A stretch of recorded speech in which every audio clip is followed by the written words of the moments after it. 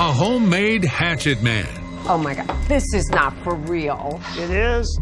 What are these meant to do? Those could dismember people. An attic of axes. I was in shock because it was floor-to-ceiling axes, knives. Cannons, guns. Ready for an off-the-wall inheritance?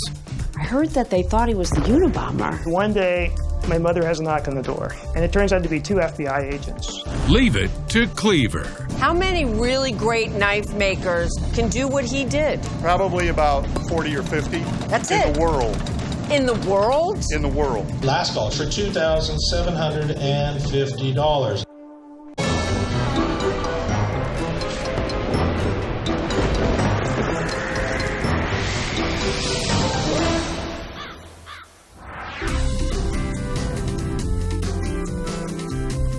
I'm Jamie Colby, and today I'm in Berkeley, California, home to the famous university and once the epicenter of the hippie movement of the 1960s.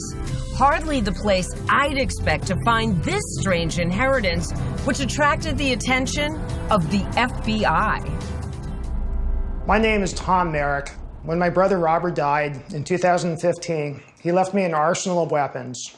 Swords, knives, guns, hatchets, you name it. Hi, Tom. I'm Jamie Colby. Hi, Jamie. I'm Tom Merrick. It's so great to meet you, but I have to be honest, from what I've heard, your inheritance is a little disturbing. It's quite unique.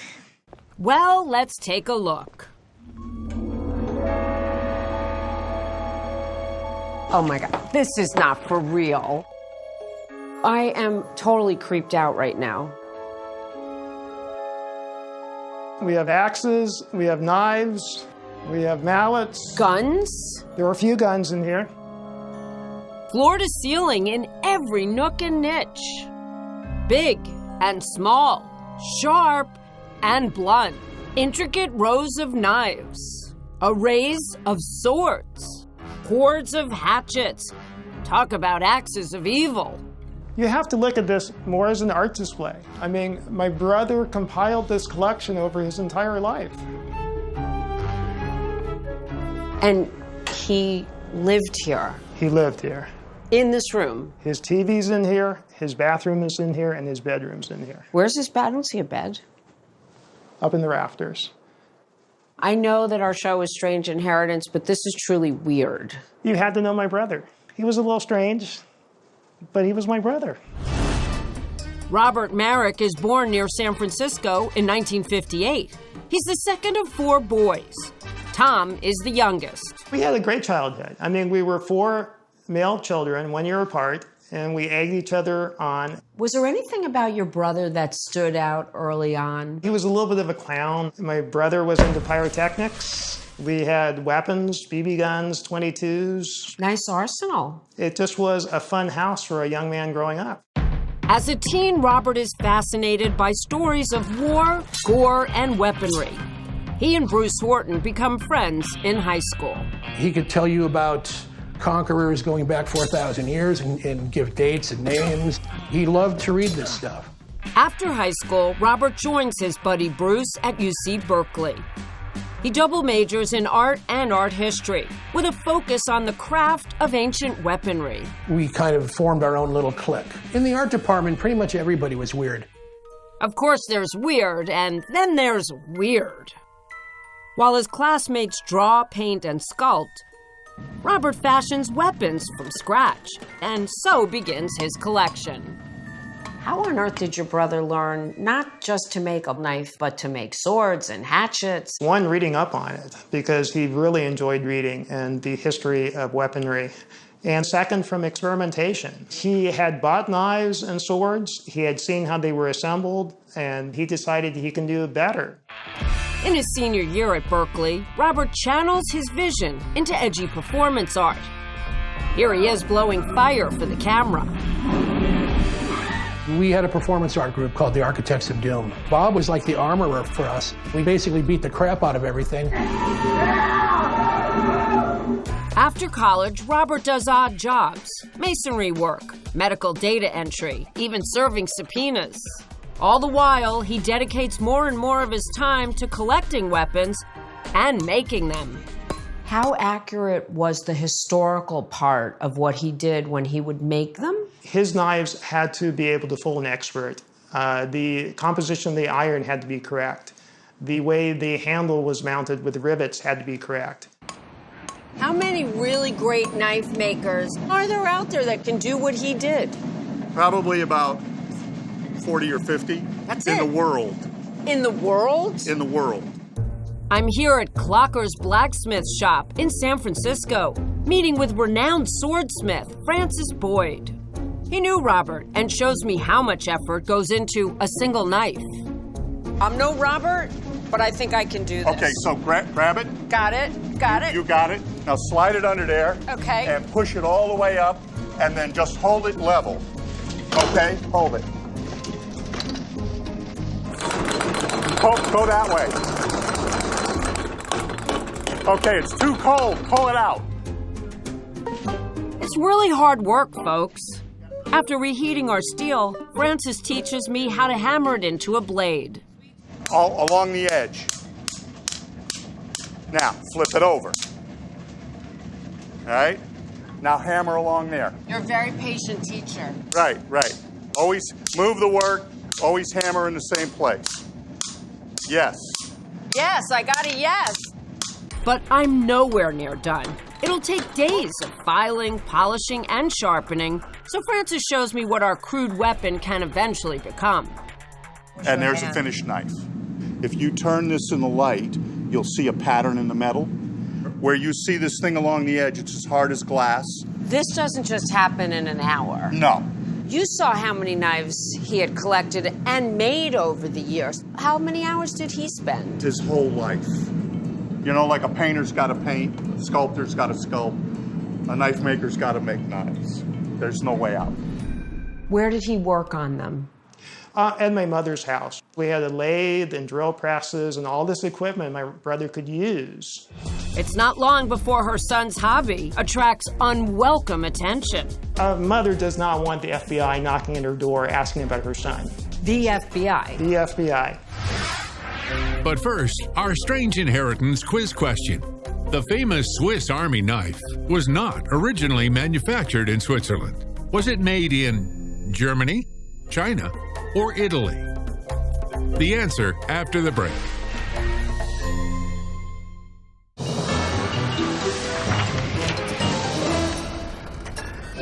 So where was the Swiss Army knife originally manufactured? It's A, Germany. In 1891, the Swiss Army needed a folding knife that could also open cans and disassemble a rifle. The fish scaler, ballpoint pen, and LED light came later. A boy fascinated with battles of yore grows up to be an expert craftsman of deadly weapons. Some he makes from scratch, like this battle axe. Others he buys for their historical value, like these World War II Navy knives. In 1986, 28-year-old Robert Merrick is still living at his mother's house near San Francisco. He doesn't know it, but his eccentric hobby has landed him on the radar of federal law enforcement. What happened? My mother answered the door, and there were 2 FBI agents there. And they told her they wanted to interview my brother. And she asked why. And they explained to her that they had done a profile on the Unabomber. At the time, still unidentified, Unabomber was the FBI's code name for a domestic terrorist who sent mail bombs to his victims. He killed 3 people and injured 23 others. The Unabomber had an association with UC Berkeley, apparently was thought to be intelligent, and also worked with wood. And my brother was an artist who went to UC Berkeley. He worked with wood. Did they bring him in for questioning? The following week, they came back to interview him. And my brother was never terribly open about how the interview went. He was a little embarrassed by this episode, but quickly they ruled him out as a suspect. The following year, in 1987, Robert moves into this house in a quiet Berkeley neighborhood where he can live by himself, surrounded by all his weapons. Did he have friends? Well, you know, again, as an artist, you could call him a starving artist. A lot of his friends were on the edge too. Financially, they were just unique people. The type of people that make life interesting. His neighbors recall the first time Robert has them over for dinner. What was your reaction? I was in shock because it was these beautiful wood walls, but floor-to-ceiling axes, knives, Cannons. Guns. Oh my. Yeah. And so after we got in and the door closed, I kind of felt like we were never coming home. Instead, Robert serves them a delicious gourmet meal. Hold the fava beans and nice Chianti. Do you think he got a kick out of people's reaction? Was that part of it? You know, probably. He was proud of his collection, but he wanted to overwhelm you. That was his goal. For the next 20 years, Robert does what makes him happy. He fashions weapons, lots of them, and collects them too. He covers the walls of his house, row by row, layer by layer. While his weapons collection grows over the years, he and his brother Tom, a straight-laced financial planner, grow apart. I moved up to Washington State, and as a brother, we just separated. Then in July 2015, Tom receives some distressing news. I got a phone call from a female friend of his who told me he was in the hospital. And at the time, they thought he had the ruptured appendix, which he did have. And later on, they found out it was cancer. Robert is diagnosed with stage 4 cancer throughout his body. How did he react to his diagnosis? He was a little scared. He wanted more time in life. The doctors thought he would have a couple more years. But just 3 months after that diagnosis, Robert passes away. He's only 57. I don't believe he was ready to go. He had more work in life, more knives to make, more pieces to add to his collection. So it was very sad. You had to be close to him to see the full person who he was. Otherwise, it's just a snapshot, and yeah, he's strange. But he's an incredibly unique person, and we won't see another one of him, maybe ever. Robert names brother Tom his principal heir, but he doesn't forget about his close friends. I thought he was very generous to leave money to people he knew late in life, college friends, people he cared about. After his brother's death, Tom visits Robert's house for the first time in more than a decade. I was just shocked and I was overwhelmed. I had seen photographs, but they only show one wall or one segment of the collection. I would imagine that if he spent this much time collecting, he probably kept very detailed records. I wish he had, but no, he did not. So do you have any idea what you have here? I really don't. But this guy will take a stab at it. There could easily be a hidden jewel buried somewhere. Next. Here's another quiz question for you. What's the name of these weapons built by Robert Merrick? Are they trebuchets, ninja stars, or maces? The answer when we return.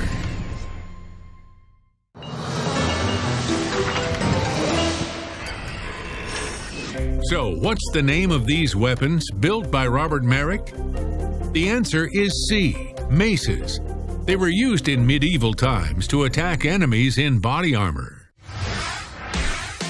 Forged by expert hands, a massive collection of more than 5,000 weapons. It's Tom Merrick's strange inheritance, hanging off the walls and rafters of his big brother Robert's Berkeley, California house. Just visually, it was overwhelming. It was my brother's life, but I don't think I could have been prepared until I walked through that door. He'd like to honor his brother's wishes. We had a heart-to-heart talk in the hospital. He would have preferred it to go to a museum. He would have preferred it to go to a single collector. But it's clear that's a tall order. And he gave me permission to auction off his collection. He realized that was the most likely outcome. It is sad to me. It's my brother. It's a collection of artwork that he created. Tom's not sure how valuable the collection might be or how to sell it, so he contacts Michon's Auctions in Alameda, California. They send in their sharpest mind, world-renowned antique weapons expert Greg Martin. Is this a once-in-a-lifetime collection? Oh, I believe it is. You don't find collections like this compiled by the maker and the collector rolled into one. Greg tells me that's what makes this inheritance so unique. It's a combination. Some historical items Robert purchased, but most he made himself. This axe This is a handmade piece that he forged and pounded out. Wow. This is really, I think, very interesting. These are all classic renditions of the Bowie knife. So did he research these in order to get them so accurate? He would have had to. But I was going to point out one of the characteristics of a Bowie knife, one of them, is a clip point blade. What does that do? And clip point blade, sharpened like this one, if you're having a knife fight or something, it becomes handy when you pull back. Well, so both parts of this blade, a blade. Right. This is sharp and this is sharp. And it's not just blades of every size and shape.